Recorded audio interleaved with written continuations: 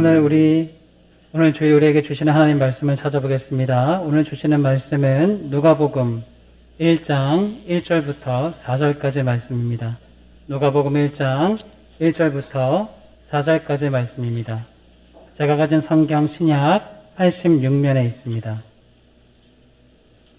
누가복음 1장 1절부터 4절까지 말씀입니다. 다 찾으셨으면 제가 하나님 말씀을 봉독해 드립니다. 1장 1절입니다.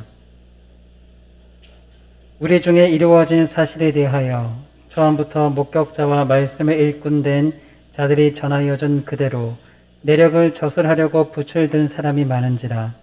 그 모든 일을 근원부터 자세히 미루어 살핀 나도 데어빌로 각하에게 차례대로 써보내는 것이 좋을 줄 알았노니 이는 각하가 알고 있는 바를 더 확실하게 하려 함이로다. 아멘. 이제 담임 목사님 나오셔서 복음의 기쁨을 누리려면 이런 제목으로 말씀 전하실 때에 큰 은혜가 임하실 줄 믿습니다. 할렐루야. 예배당에서도 마스크를 설교자도 껴야 된다고 공문이 와가지고 좀 불편하지만 이렇게 썼습니다. 앞에 가림막이 있고 여러분들이 마스크 쓰고 있고 또 페이스 마스크 쓰고 있고 그래서 제가 이게 하는데 일부 예배 때 굉장히 힘들더라고요. 또 하다가 너무 힘들면 벗을 수도 있습니다. 또 널리 이해를 좀 해주시면 좋겠고 소리는 잘 들리십니까? 예, 고맙습니다.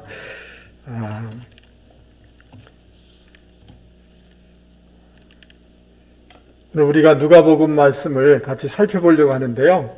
그 누가복음의 주제 성구는 누가복음 19장 10절 말씀입니다. 인자가 온 것은 잃어버린 자를 찾아 구원하려 함이니라. 이렇게 말씀인데요. 우리 같이 한번 읽어볼까요? 시작.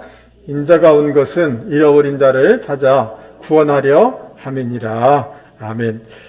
그 잃어버린 자를 하나님께 우리가 사실 잃어버린 자죠. 구원하기 위해서 오신 그 예수님을 증거하는 것이 누가복음의 주제다라고 말씀드릴 수가 있습니다. 그래서 이 누가복음은 잃어버린 가난한 자, 또 세리, 또 사마리아인, 또 이방인에 대한 관심을 많이 담고 기록한 내용을 볼 수가 있습니다. 잃어버린 자들에게 예수님이 오셔서 이 땅에서 하나님 나라를 경험하도록 이렇게 하나님의 그 복음을 증거하는 것이 누가복음이다라고 정리할 수가 있습니다. 누가복음 4장에 이런 말씀이 있습니다. 주의 성령이 내게 임하셨으니 이는 가난한 자에게 복음을 전하게 하시려고 내게 기름을 부으시고 나를 보내사 포로된 자에게 뭐죠? 자유를, 눈먼 자에게 다시 보게 함을 전파하며 눌린 자에게 자유롭게 하고, 여러분 이 말씀의 은혜, 이 말씀 자체가 우리 삶 가운데 이루어지길 주님의 이름으로 축복합니다. 우리를 누르고 있고 또 여러 가지 어둠의 그 포로된 것에서부터 자유케 되어지고 가난함이 아니라 부유함의 역사가 있기를 주님의 이름으로 축복합니다. 이 복음을 우리 가운데 증거하기 위해서 누가복음이 기록된 것입니다. 얼마나 복된 소식입니까? 그런데 여러분 지금은 절기상으로 기독교 대림절을 지나고 있습니다. 대림절이란 말은 기다린다는 뜻입니다. 마치 뭐와 같으냐 하면 그 역전에서 정말 사모하고 사랑하는 사람을 기다리는 이런 것을 뜻하는 단어인 것입니다.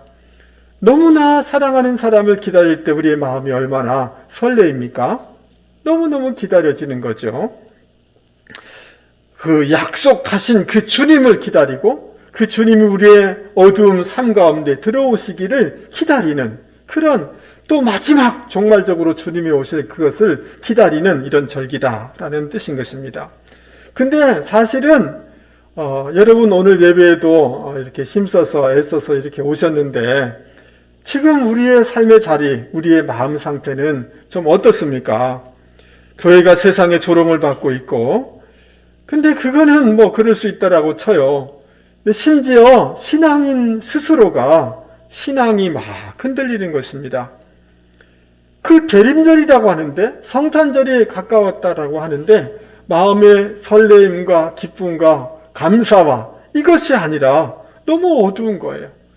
요동하는 거예요. 흔들리는 거예요. 내가 이거 좀 잘못된 종교를 믿고 있지 않는가? 방송을 들으면서 이런 생각도 어렴풋 이렇게 하는 것입니다. 우리가 어떻게 이 대림절, 성탄절을 기쁘게 맞이할 수가 있을까요?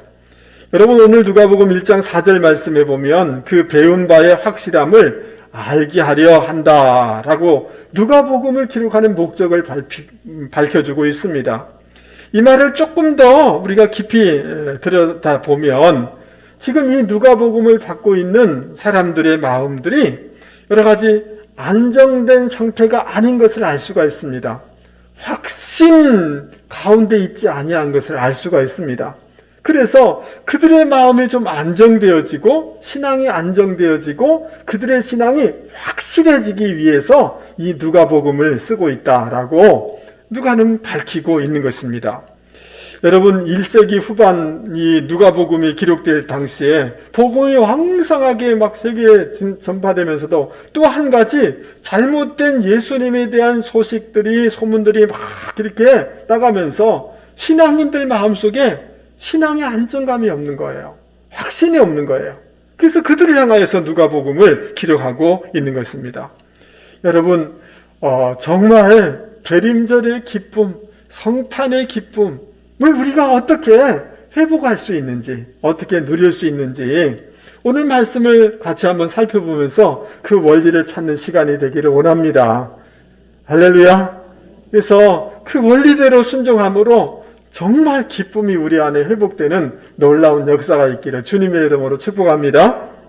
우리 누가복음 1장 1절 말씀을 같이 한번 읽어보도록 하겠습니다. 여러분 크게 한번 읽어보죠. 우리 중에 시작. 우리 중에 이루어진 사실에 대하여. 여기 그 누가는 어떤 사상이나 어떤 관념적인 이런 것들을 얘기하는 것이 아니라 우리 중에 이루어진 그다음 뭐예요? 사실에 대해서 저희들에게 이렇게 기록하고 전한다라고 얘기하고 있습니다. 여기 사실 앞에 우리 가운데 이루어진 사실, 이 이루어진이란 단어가 사실을 꾸미고 있습니다. 이게 이루어지다라는 이 단어의 그 원뜻은 뭐냐 하면 철저하게 성취되다. 뭐라고요?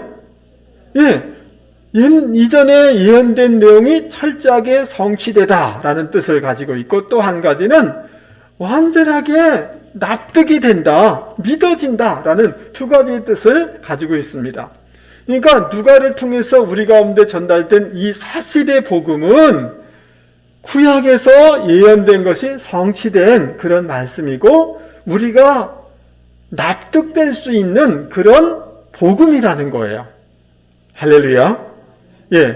여러분, 그 마태복음은 뭐냐 하면 마태가 기록한 것인데요.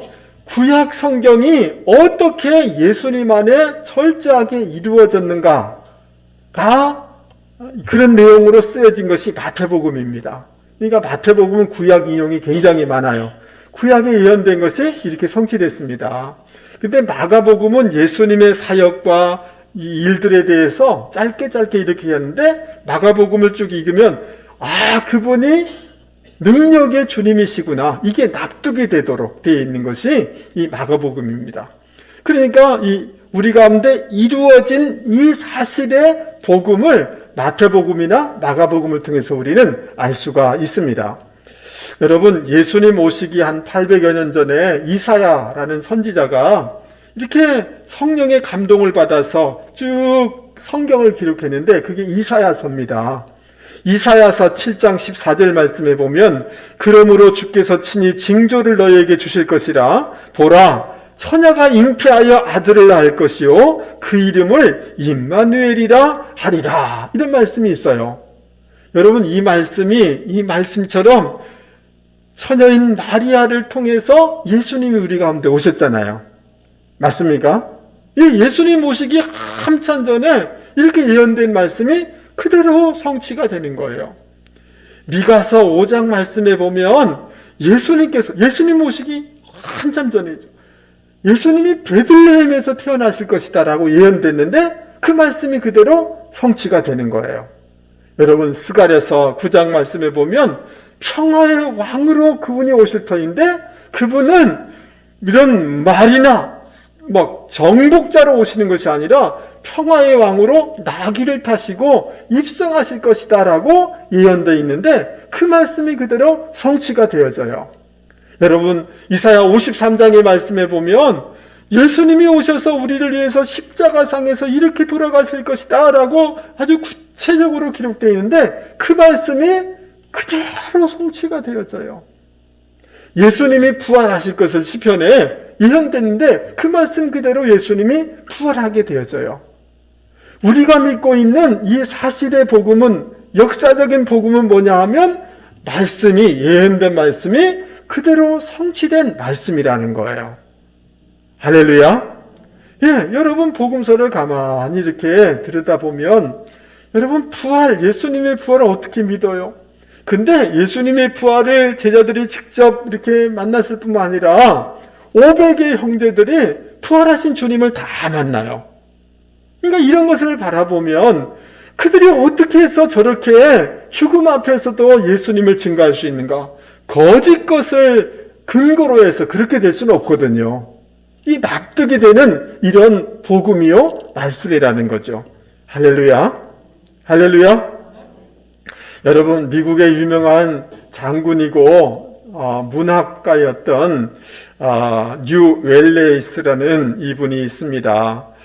근데 이분은 그 친구 잉거르솔이라는 친구와 함께 이 미국 사회에서 기독교를 완전히 우리가 도말해버리자, 이렇게 믿어질 수 없는 것을 믿고 사람들이 신앙한다고 하니 이게 얼마나 어리석은 일인가. 두 사람이 이렇게 그런 의견을 모은 것입니다. 그 예수 믿는 것들이 막 마음에 분노가 일어나는 거예요. 그래서 이 뉴 월레이스가 여러분, 미국과 영국의 유럽의 유명한 도서관을 다 찾아다니면서 반박할 수 있는 자료들을 다 2년 동안 모은 거예요. 그리고 그것을 근거로 해서 책을 쓰기 시작합니다. 1장을 쓰고 2장을 쓰는데 그 예수님에 대해서 여러 가지를 자료를 준비하다가 2장을 쓰는 중에 그 주님이 정말 그분의 인격, 그분의 사역, 그분의 말씀을 통해서 그분이 하나님이라는 것을, 하나님의 아들이라는 것을 인정하지 않을 수가 없는 거예요. 그래서 그 자리에 무릎을 꽉 꿇고 통곡을 하면서 주님은 나의 주님이시고 나의 하나님의 아들이십니다라고 고백을 하게 되어집니다. 그래서 그가 변화되어서 여러분 책을 쓰게 되는데, 여러분 배너라는 거 여러분 아시죠? 배너라는 예수님의 생에 대해서 정말 아름답게 그린 그런 영화로도 나오게 되지 않습니까? 이 작품을 쓰게 된 것을 볼 수가 있습니다. 여러분, 옥스포드 대학의 C.S. 루이스라는 최고의 학자도 그 예수님에 대해서 믿을 수 없다라고 했는데 말씀을 쭉 살펴보고 연구하는 가운데 주님을 믿을 수밖에 없는 거예요. 할렐루야. 여러분, 때로는 한국 기독교를 심하게 비판하는 방송과 뉴스를 들을 때가 있습니다. 우리는 마음이 좀 불편하죠. 근데 어떤 사람들은 그거 들으면서 신앙이 흔들리는 거예요. 마음에 확신이 없는 거예요. 여러분, 지금 코로나19와 같은 전염병이 지금 이렇게 있어서 그런데도 교회가 저 사람들 정신 나간 거 아니야? 좀 무지한 거 아닌가? 맹신에 빠진 게 아닌가? 이런 생각을 해요. 방송을 막 해요. 문자를 막 그렇게 댓글을 달아요. 여러분, 근데 역사를 쭉 살펴보면 이런 전염병은 지금만 있었던 게 아닙니다. 유럽에 수없이 많았고요. 그 다음 이런 말들은 지금만 있었던 게 아니라 초대교회는 더 심한 기독교에 대한 이런 회방의 말들이 많이 있었습니다. 로마에서 박해를 많이 하니까 이렇게 예배당에서 예배를 드릴 수가 없는 거예요. 그래서 카타콤이라고 지하 묘소에 들어가서 예배를 드려요. 여러분, 그 가운데서 예배를 드리면서 우린 성찬식을 하지 않습니까? 성찬식을 행하는데 건너 들었겠죠. 뭐라고 얘기하냐면 세상 사람들이 저 기독교인들 이상한 사람들이라고 인육을 먹는다고, 인육을. 그리고 자기 자식을 잡아먹는다고 이렇게 말을 노마에 다 퍼지게 하는 거예요. 뿐만 아니라 기독교인들은 종이나 노예나 주인이나 상관없이 다 형제지 않습니까? 그렇게 다 받아들이고 사랑하고 섬기는 거예요. 그것들 건너서 들어가지고 저 기독교인은 친척들까지 그렇게 결혼하고 근신상간을 하고 이런다라고 말을 막 퍼뜨리는 거예요. 여러분 이해가 되세요? 그 말 들으면 진짜 참 기독교인들 참 이해할 수 없는 사람이네 이렇게 하지 않겠습니까? 여러분, 그러나 역사를 가만히 보면 이런 오해와 말들과 전염병이 다 있지만 기독교는 사라진 게 아니에요. 2000년을 지나서 여전히 하나님의 말씀은 살았고 운동력이 있는 줄 믿습니다. 예, 이런 이 구약의 성취와 오늘에까지 이르기까지 구약 성경의 이 기독교의 역사를 가만히 살펴보면 이런 비방과 전염병과 이런 것들이 지금 있는 게 아니고 비방이 지금만 있는 게 아니라 앞으로도 있을 거예요. 그럼에도 불구하고 하나님이 살아계시기에 주님이 살아계시기에 말씀의 능력이 있기 때문에 복음은 사라질 수가 없는 줄 여러분 확신하실 수 있기를 바랍니다. 여러분 구약 말씀만 붙잡고 있는 유대인들이 얼마나 탁월하고 축복을 받습니까? 구약 반쪽만 가져도 놀라운 능력을 여러분 우리가 이 노벨상을 받는 이 유대인들을 통해서 우리는 보지 않습니까? 여러분 복음을 받아들인 그 영국이 야만족이고 이 사람들이 이 신사의 나라가 될 수 있었던 까닭은 복음 때문에 그렇게 지성의 나라가 될 수가 있었던 겁니다. 여러분 유럽에 가보면 정말로 이 나라들이 얼마나 부강한지를 보게 되어져요. 복음이 들어감으로 그 나라들이 이렇게 복받은 거 아니에요? 미국은 어떻습니까? 그런 것입니다. 여러분 우리 조선이 얼마나 미개한 옛날 조선시대 사진들 한번 보세요. 아프리카 사람하고 거의 똑같습니다. 조그만하고 시커멓고 그렇습니다.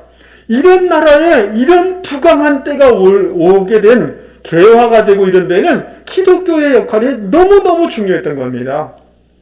여러분 이해되세요? 예수 믿는 사람들이 뭘 못 알아서 무지해서 무슨 맹신에 빠져서 그게 아니라 이 말씀의 성취와 납득할 수 있고 이해할 수 있는 기독교는 그냥 맹목적으로 믿으라는 거 아니에요. 여러분 저는 예수 믿는 집안에 태어난 사람 아닙니다. 나는 종교는 아무 종교나 조금은 도움은 안 될까 이런 정도는 사고를 가지고 있던 사람입니다. 그런데 여러분 제가 선교단체에 와서 성경을 공부를 좀 하다 보니까 이사야 53장을 읽는데 기절할 뻔했습니다. 여러분 이게 한 권의 성경이 아니라 66권에 따로 된 성경이고 지금처럼 이렇게 SNS가 있는 것도 아니고요. 오래전에 800년 전에 예수님이 이렇게 돌아가실 것을 쭉 기록했는데 그대로 성취가 되는 거예요. 어찌 이럴 수가 있는가? 너무너무 충격을 받았어요. 저는 이 성경을 믿을 수가 없던 사람이에요. 근데 그것이 다 깨어지고 납득이 되어지고 믿어지고 그래서 목사까지 된 거 아닙니까? 여러분 우리가 믿고 있는 이 복음은 우리 가운데 이루어진 사실의 복음이고 역사적인 복음이라는 것을 여러분 기억하실 수 있기 바랍니다. 아멘. 지금 한국 사회에 어쩌고 이렇게 하는 게 아니라 2000년이 흘렀고 앞으로도 진리는 복음은 영원할 겁니다. 이 역사성을 기억할 때 다른 사람이 매스컴에서 이렇게 한다고 여러분 신앙을 흔들리지 마시기 바랍니다. 아멘. 제가 예수 믿는 사람들이 성경이 엉뚱하고 저 사람들이 무식하고 이런 것이었으면 제가 기독교를 예수를 믿을 수가 없었을 겁니다. 그렇지 않을까요? 여러분 괜찮으세요? 괜찮으세요? 제가 좀 괜찮아 보입니까? 전 괜찮습니다. 여러분 몰라서 그렇지 꽤 괜찮은 사람입니다. 예, 가만히 연구하고 가만히 보니까 이루어진 이 사실의 복음, 이것에 대한 확신을 가지고 신앙생활하면 누가 뭐라고 하든지 흔들리지 아니하고 여러분 확신과 기쁨을 가지고 신앙생활 할 수 있는 줄 믿습니다. 이것도 다 지나가게 될 것입니다. 여러분 어제 그런 그 질본에서 문자 받으셨나요? 우리 교회에서 700명 교회가 예배 드렸는데 확진자가 3명이 왔는데 그래도 다 마스크 끼고 안전하더라. 시간이 지난 후에 교회가 얼마나 애썼던 것을, 얼마나 교회가 유익이 되는 것을 알게 될 줄 믿습니다. 이 확신을 가지고 신앙생활 하시는 분들이 되기를 바랍니다. 우리가 이 어려운 시대 상황 속에서도 어떻게 복음의 기쁨을 누릴 수가 있을까요? 여러분 2절 3절 말씀을 한번 보시기 바랍니다. 처음부터 목격자와 말씀에 일꾼된 자들이 전하여준 그대로 내력을 저술하려고 붓을 든 사람이 많은지라. 여러분 처음부터 이 복음에 직접 목격자 되고 복음에 일꾼된 자들이 있었다는 거예요. 그들이 예수님의 내력에 대해서, 예수님의 생애, 예수님의 말씀, 예수님이 어떻게 십자가에 돌아가시고 어떻게 부활했는가에 대해서 그들이 전달해 줬다는 거예요. 여러분 요한일서 1장에 보면 이런 말씀이 있습니다. 태초부터 있는 생명의 말씀에 관하여는 우리가 들은 바요. 따라서 보겠습니다. 우리가 들은 바요, 눈으로 본 바요, 우리 손으로 만진 바라. 사도 요한은 예수님의 가슴에다가 자기의 머리를 기대고 예수님을 듣고 보고 만지고 예수님의 심장 소리를 들은 사도 요한이 여러분 그것을 기록한 것이 요한복음인 것입니다. 할렐루야. 예, 그냥 무슨 자기 생각 속에서 이렇게 한 게 아니에요. 베드로 후서 1장 보면 16절에 보면 이 말씀이 있어요. 우리는 그의 위엄을 눈으로 본 사람들입니다. 이렇게 해요. 여러분 베드로가 누굽니까? 예수님과 같이 예수님의 수제자가 아닙니까? 예수님과 함께 변화산에 올라갔는데 예수님이 영광스러운 모습으로 변화된 것을 보았어요. 그리고 하나님께서 내 사랑하는 아들이요 내 기뻐하는 자다 라는 그 하나님의 음성을 직접 들은 사람이 베드로인 거예요. 그런 베드로가 우리 가운데 이 예수님에 대해서 증거해주고 있는 거예요. 할렐루야. 마태는 세리였지만 예수님의 부름을 받아서 변화되어서 마태복음을 기록한 거 아닙니까? 맞습니까? 사도 바울은 예수님을 만난 사람 아닙니까? 예수님을 직접 만나고 같이 있고 손으로 만진바되고 눈으로 본받은 사람들이 전하여준 이 복음이라는 거예요. 할렐루야. 그 복음이기에 여러분 이 말씀에 신뢰성이 있는 것이고 생명력이 있는 줄 믿을 수 있기를 바랍니다. 여러분 이 마가복음은 어떤 말씀이냐 하면 수제자인 베드로 밑에서 바로 밑에서 베드로를 통해서 받아 적은 그 들은 말씀을 적은 것이 마가복음이에요. 그러니까 마가복음은 사실은 베드로가 전해준 그런 복음서다라고 이해하면 되는 것입니다. 할렐루야. 예, 역사적인 사실인 거죠. 그런데 3절 말씀에 보면 3절 우리 같이 읽어보도록 하겠습니다. 누가복음 1장 3절입니다. 여러분들이 이렇게 꼼꼼하게 한번 읽어보셔야 되겠습니다. 방송실 한번 띄워주시면 좋을 것 같습니다. 누가복음 1장 3절 우리 같이 한번 읽어보겠습니다. 모든 일을 시작. 그 모든 일을 근원부터 자세히 미루어 살핀 나도 데오빌로 각하에게 차례대로 써보내는 것이 좋은 줄 알았노니. 여기 의사이고 역사가인 누가가 이 누가복음을 어떻게 기록했는가에 대해서 이렇게 써놓고 있습니다.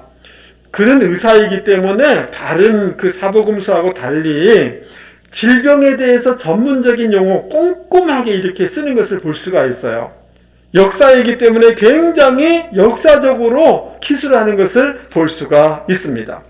그래서 모든 근원부터 살펴봤다는 거예요. 근원부터라는 말은 무슨 말이냐 하면 처음부터, 그리고 이 말은 거듭해서라는 뜻이에요. 여러 가지 직접 주님 곁에 있었던 분들이 전해준 이런 말씀과 이런 것들이 있었는데 이것을 처음부터 거듭해서 살펴본 사람이 이 누가라는 거예요. 그래서 기록했다는 거예요. 그 다음 자세하게 살펴봤다. 이 말은 정확하게 철저하게 살펴보아서 누가복음을 기록했다는 거예요. 할렐루야. 그 다음 미루어 살피다 라는 이 말은 뭐냐 하면 이 원어의 뜻은 곁에서 따라다니면서 이런 뜻이에요. 마치 곁에서 따라다니면서 증명하고 조사해보고 쓴 복음이 누가복음이라는 이런 뜻인 것입니다. 할렐루야. 그러니까 여러분, 누가복음을 기록하는 누가는 이 말씀에 대해서 얼마나 최선을 다해서 그 말씀을 꼼꼼하게 연구하고 살펴봐서 기록한 말씀인 것을 알 수가 있습니다. 그 전에 사도들은 직접 자기들의 체화된, 경험된, 만진 그 복음을 우리 가운데 전해준 것이고, 할렐루야. 누가도 이런 정성을 다해 꼼꼼하게 다 살피고 이것을 그래서 역사가의 눈으로, 의사의 눈으로 기록한 말씀이 누가복음이라는 거예요. 할렐루야. 얼마나 최선을 다해서 이 복음을 기록했는지 그 누가의 그 스피릿을 우리는 볼 수 있게 되는 것입니다. 여러분, 제가 이전에 한번 소개한 적이 있습니다만은 그래도 다시 소개하려고 합니다. 호서대학의 이영진이라는 교수님, 기호학을 이렇게 공부하신 분이신데요. 누가복음 15장을 근거로 해서 렘브란트가 탕자의 귀환이라는 그림을 그렸지 않습니까? 여기에 대해서 설명한 것들을 참조해서 제가 여러분에게 지금 이 그림을 설명해 드리려고 합니다. 우리 방송실에서 이 그림을 잘 찾아주셔서 너무 감사합니다. 여러분, 바로크 시대에 빛이라는 것을 주제로 이 렘브란트는 그림을 그리는 사람인데요. 빛의 의미가 굉장히 중요해요. 어두운 배경이잖아요. 배경이 어둡죠? 캄캄하잖아요. 근데 빛이 어디서부터 출발되고 있느냐 하면 아버지의 이마에서부터 출발돼요. 여러분, 참빛은 하나님으로부터, 주님으로부터 공급되는 줄 믿습니다. 예. 그런데 여러분, 저 아버지의 손을 한번 보세요. 한쪽 손은 굉장히 거칠고 한쪽 손은 여성 손처럼 이렇게 되어 있습니다. 그것은 왜 이렇게 손이 다른가? 아버지의 손인데 어머니와 같은 마음으로 탕자를 품어주는 그 하나님의 이런 사랑, 또 아버지처럼 견고한 사랑으로 탕자를 맞이해주는 하나님 아버지 안에 있는 깊고 넓은 또 섬세한 사랑을 이렇게 표현해주고 있는 거죠. 할렐루야. 예.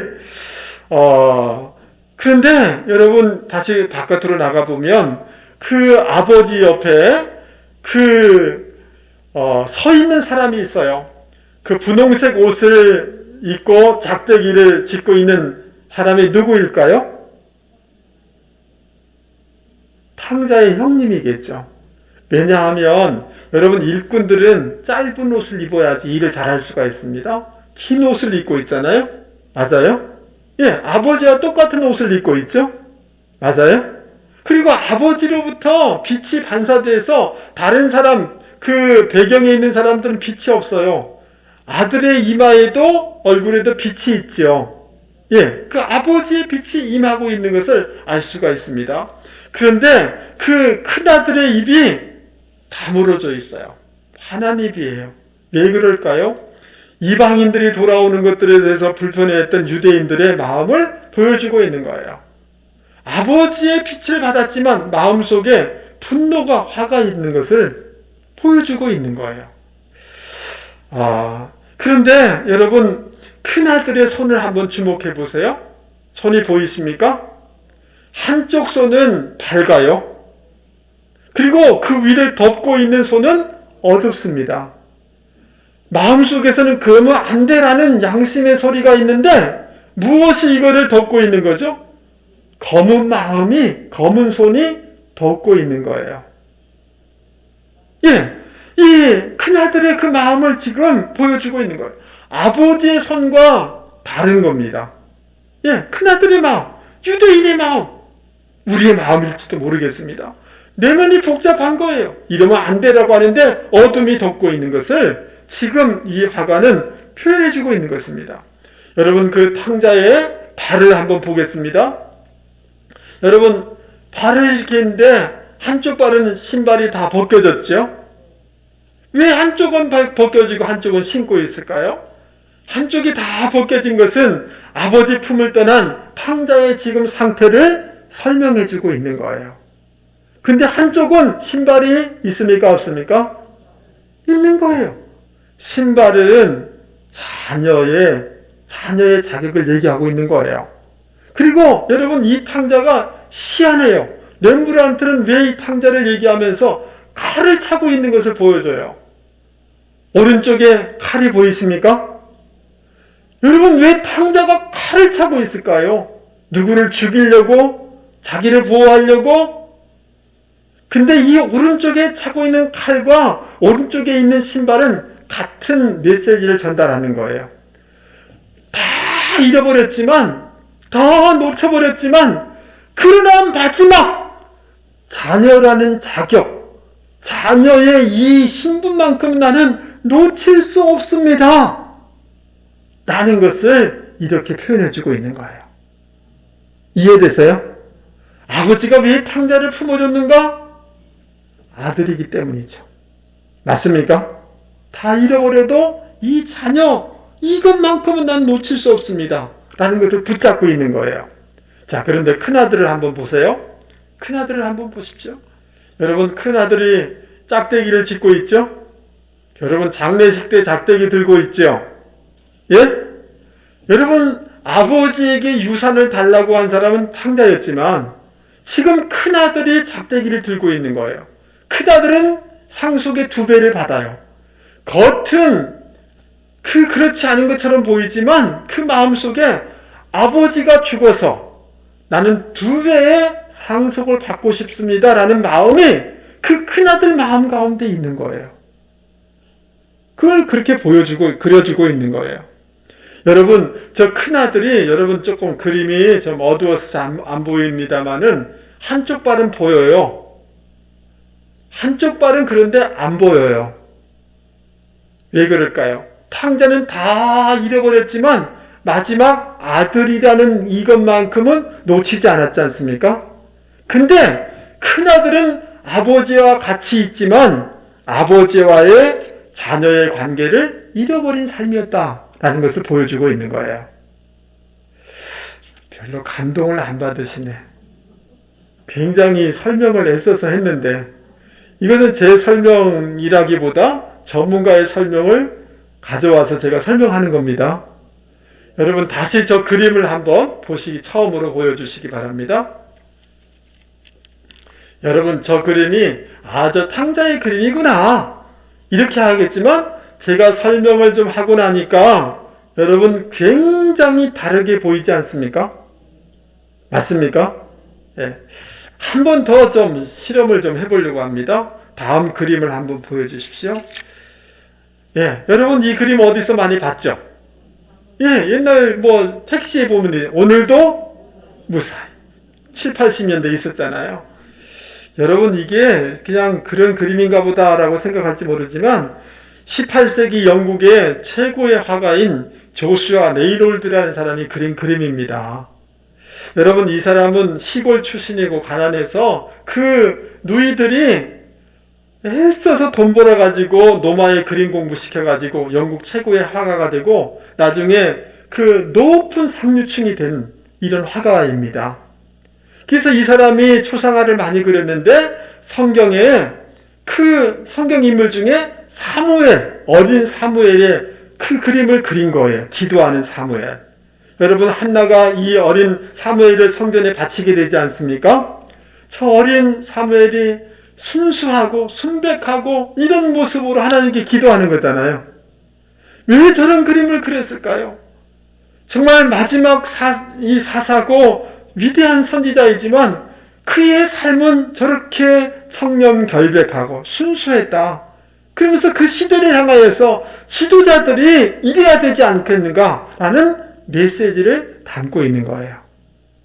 여러분, 저 그림은 그러면서도 그렇게 힘들고 어렵지만 자기 누이들이 자기를 공부시키기 위해서 보내고 그렇게 중보기도 한 것을 담고 있는 것. 그러니까 그래 보이지 않습니까? 예? 그리고 빛이 위에서부터 쭉 내리비칩니다. 그 진실된 기도를 들으시는 하나님을 보여주고 있는 거예요. 괜찮은 그림이죠? 그러니까 택시 운전사들이 저렇게 오늘도 무사히 다녀올 수 있게 해주시오라고 저 그림을 그렸는데 저 그림이 누구인지를 모르고 이렇게 보기가 쉬워요. 제가 이제 여러분 우리가 성경 그림 하나도 조금만 더 관찰하고 깊이 들어가면 놀라운 감동이 있어요. 근데 여러분 성경 말씀이 어떤 말씀이라고 했어요? 직접 목도하고 정성을 다해서 최선을 다해서 열정을 다해서 혼을 담아서 말씀을 기록하여서 우리 가운데 전달해 줬다는 거예요. 그런데 정직하게 얘기해서 오늘 여러분 예배에 오셨지만 이 중에 어떤 분은 오늘 이 성경 읽은 것이 일주일에 처음이고 마지막 분이 있습니다. 그런 분들이 계십니다. 여러분 우리는 지금 이 상황 가운데 뉴스를 들으면서 큰일 났다. 심지어 내가 믿는 주님과 신앙에 대해서 흔들리는 그 시간을 많이 이렇게 배려하고 들으면서도 민감하면서 하나님의 말씀, 생명의 말씀에 대해서 정직하게 그 가까이 나아가고 그 말씀을 듣고 그 말씀을 묵상하는 이런 삶이 우리 가운데 있는가? 실제 내 시간과 마음과 관심은 세상 소식에 대해서 이렇게 두면서 생명의 말씀에 깊이 들어가지 않으니 여러분 평안이 있을 수가 없습니다. 말씀 안에 들어가면 하나님이 주시는 은혜가 있습니다. 위로가 있습니다. 여러분 어떤 문제를 가지고 계십니까? 어떤 문제들이 있다 할지라도 말씀 안에 들어가면 말씀이 우리에게 지혜를 주시고 그 문제를 풀 수 있는 통찰력을 주시고 해결 방법을 제시해 주는 것입니다. 말씀 안에 들어감으로 말씀 앞에 머무름으로 말미암는 주님의 주시는 기쁨과 평강이 저와 여러분 가운데 있기를 바랍니다. 할렐루야. 우리가 어떻게 이런 어려운 시대에 이 기쁨과 복음의 기쁨을 누릴 수가 있을까요? 여러분 4절 말씀을 같이 한번 읽어보도록 하겠습니다. 누가복음 1장 4절입니다. 같이 한번 크게 읽겠습니다. 시작. 이는 각하가 알고 있는 바를 더 확실하게 하려 함이로라. 여러분 이 데오빌로라는 말은 무슨 말이냐 하면 데오빌로 각하인데 데오 하나님이란 말이에요. 필레오란 말이에요. 하나님을 사랑하는 사람, 하나님의 사랑을 입은 사람이래. 그래서 어떤 분들은 이게 실제 인물이 아니라 그냥 가상의 인물이 아닌가 이렇게 생각하기도 하는데 여기 보면 각하라는 말은 로마의 존귀한 사람을 호칭하는 단수예요. 그래서 실제 인물인 것을 알 수가 있습니다. 그러면서 누가는 이 누가복음을 데오빌로라는 로마의 높은 지위에 있는 그분에게 증정하고 있습니다. 그 당시의 모든 헬라 문학가들이 다 그랬습니다. 왜 그렇게 하느냐 하면 여러분 이 자기가 쓴 책을 높은 분에게 증정하면 그분이 보고 그 책 괜찮다라고 하면 권위가 있게 되잖아요. 그리고 많은 사람들이 읽히게 되지 않습니까? 당시 문화가 그랬던 것처럼 누가는 그래서 이 누가복음을 먼저 데오빌로에게 증정하고 있는 거예요. 그런데 누가는 그러면서 무슨 마음을 가진 걸까요? 그래서 이 누가복음이 데오빌로 그 각하만 읽는 것이 아니라 지금 헬라의 많은 사람들이 이 누가복음을 읽고 복음의 기쁨을 누리기를 원해서 이렇게 하고 있는 것을 알 수가 있습니다. 그런데 데오빌로는 어떻습니까? 각하가 알고 있는 바를 이렇게 했잖아요. 이미 수동태예요. 누구를 통해서 복음을 조금 알고 있었던 거예요. 이해되세요? 그런데 누가는 어떻게 하냐면 알고 있는 데서 머물지 아니하고 더 확실하게 알기를 원합니다. 또 이 누가복음을 듣는 이방인들이 알고 있는 단계를 넘어서 확실하게 알고 확신을 가지고 살아가고 말씀이 자기의 인생의 철학이 되고 인생관이 돼서 말씀 따라 살아가는 사람이 되기를 원한다라는 것을 이 4절 말씀에서 우리는 읽어낼 수가 있는 것입니다. 할렐루야. 여러분, 제가 몇 년 전에 신문에 공군 훈련 조종사에 대한 기사를 본 적이 있습니다. 여러분, 전투기 조종사 한 명을 양성하기 위해서 들어간 돈이 얼마냐 하면 100억에서 150억 든다고 합니다. 훈련 과정과 전투 연료비 다 이렇게 하면 100억에서 150억이 들어요. 그러니까 여러분, 거기에 들어온 사람이 여럿 있지만 그 중에 진짜 전투기 조종사 되는 사람들은 그리 많지가 않다는 거예요. 엄청난 대가가 지불되고 있는 거죠.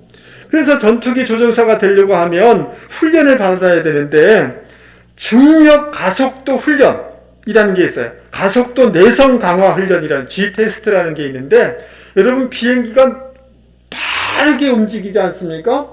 저 안에 들어가서 이게 빠른 속도로 이렇게 움직이면 여러분, 피가 다 밑으로 이렇게 다 발 밑으로 내려오는 거예요. 그러니까 여러분, 이때 여러분 이 압력을 이겨나가겠는데 자기 몸에 6배나 되는 이 압력을 이겨나가야 되는 거예요. 그러니까 그렇게 돌면 사람들이 다 기절해버리는 거예요. 이걸 이겨내는 훈련을 하는 거예요. 이걸 통과하는 훈련을 받아야 되는 거예요.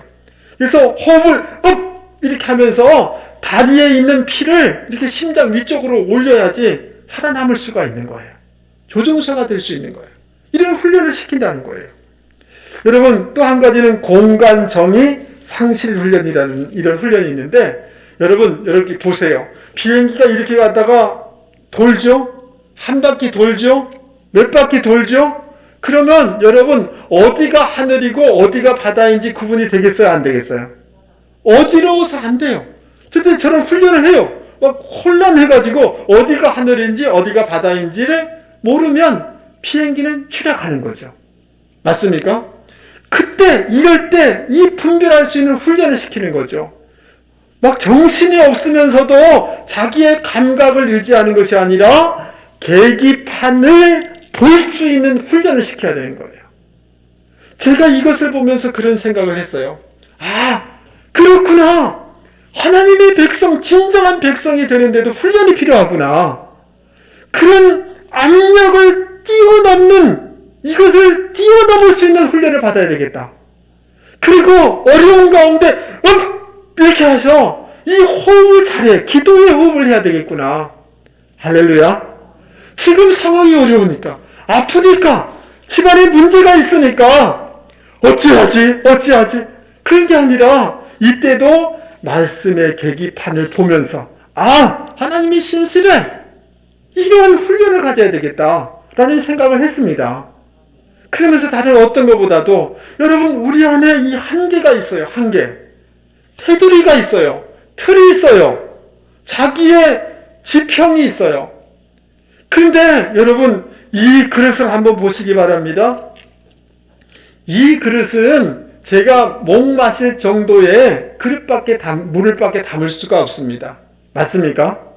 여러분, 어떤 주전자 같은 경우는 입구가 너무 좁아요. 근데 그 안을 들여다보면 커요. 어떤 성도님을 바라보면 입구가 너무 작아요. 좁아요. 근데 사실 깊이 보면 저 사람 참 괜찮고 은사도 있고 괜찮은 사람이 있어요. 근데 이 입구가 너무 작은 거예요. 자기 틀이 너무 강한 거예요.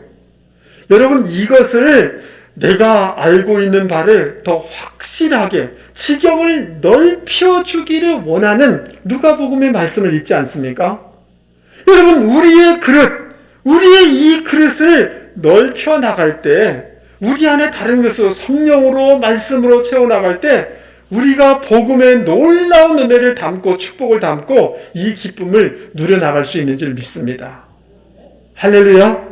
예, 좀 힘들지만, 그 비행기 훈련할 때 힘들지만 그것을 견뎌내고 넓혀나가고 초과해 나갈 때 하늘을 비상할 수 있는 이 축복이 있단 말이죠.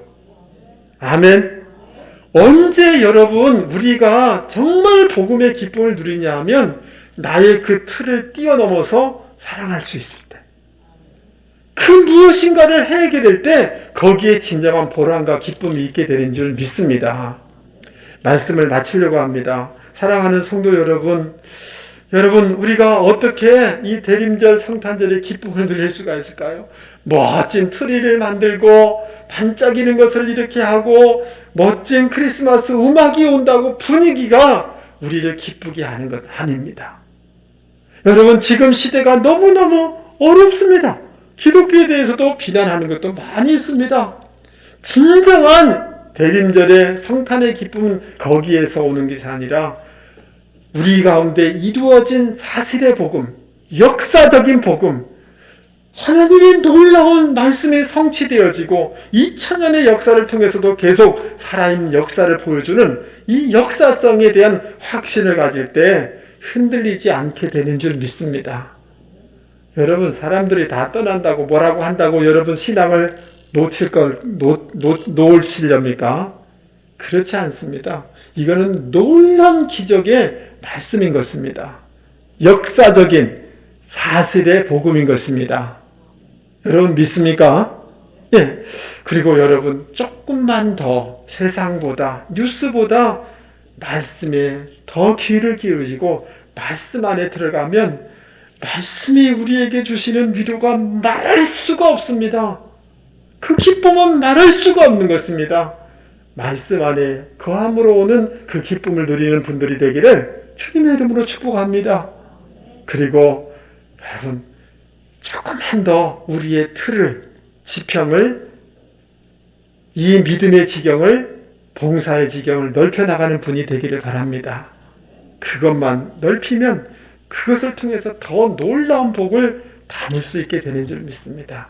이 은혜가 있기를 주님의 이름으로 축복합니다. 우리